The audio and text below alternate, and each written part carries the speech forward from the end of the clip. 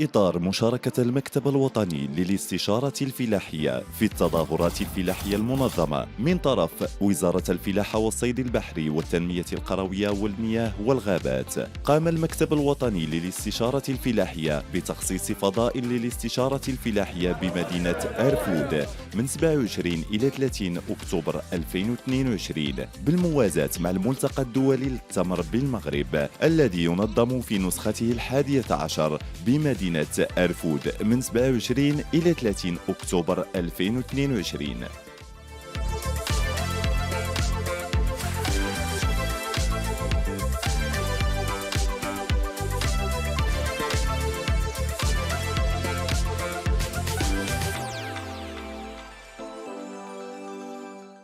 على هامش الملتقى الدولي للتمر في الدوره ديالو 11 كما جرت به العاده، نظمت المديريه الجهويه للاستشاره الفلاحيه جهه درعا تفيلات فضاء استقبال يعني الفلاحه ديالنا، واللي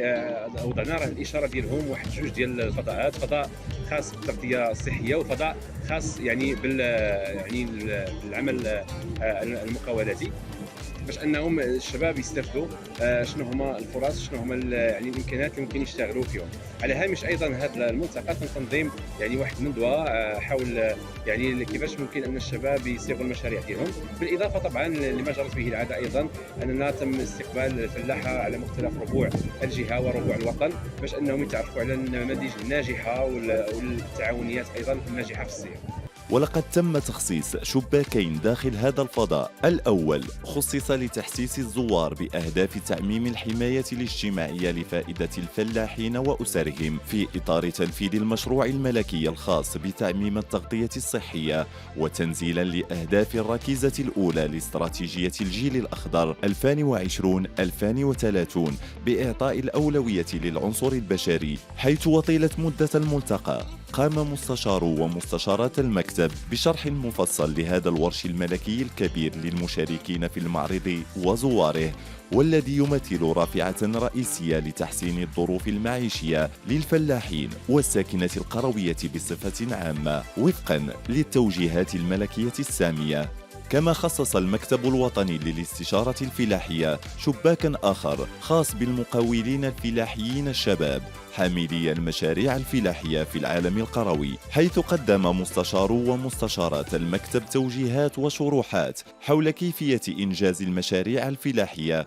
وكيفية استفادة هؤلاء الشباب من الدعم والتمويل والتكوين ومرافقتهم من طرف مختلف مؤسسات ومصالح وزارة الفلاحة والصيد البحري والتنمية القروية والمياه والغابات، حتى يتسنى لهم إخراج مشاريعهم للوجود وكذا الاستفادة من المواكبة والتوجيه والاستشارة. وفي هذا الإطار عرف فضاء الاستشارة الفلاحية دينامية ونشاطا متواصلا من طرف مسؤولي الاستشارة الفلاحية والمستشارات والمستشارين الفلاحيين، هم بالخصوص تقديم الشروحات والتوضيحات لمختلف الزوار بخصوص ريادة الأعمال للمقاولين الفلاحيين الشباب والورش الملكي للتغطية الصحية لفائدة الفلاحين وأسرهم. كما قام مسؤول التواصل بالمكتب بشرح تطبيقات المنصة الرقمية للتواصل ودعم الاستشارة الفلاحية أرضنا، وبشكل خاص قاعدة المعارف الفلاحية وشبكة التواصل الاجتماعي الفلاحي،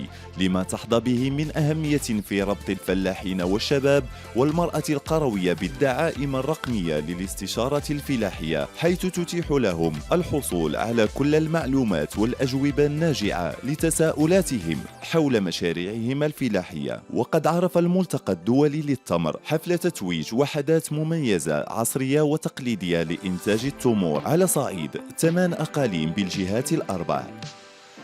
درعا تفيلات، قلميم وادنون، سوس ماسة والجهة الشرقية. احنا شاركنا في معرض التمور في أرفود، وهذه المناسبة كنشكروا جلالة الملك محمد السادس الدعم ديالو وجهة درعا تفيلات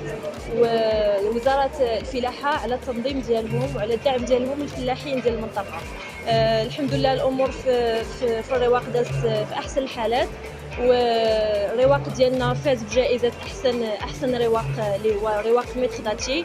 وكنشكروا الناس الحاضرين والناس المنظمين، وشكرا جزيلا.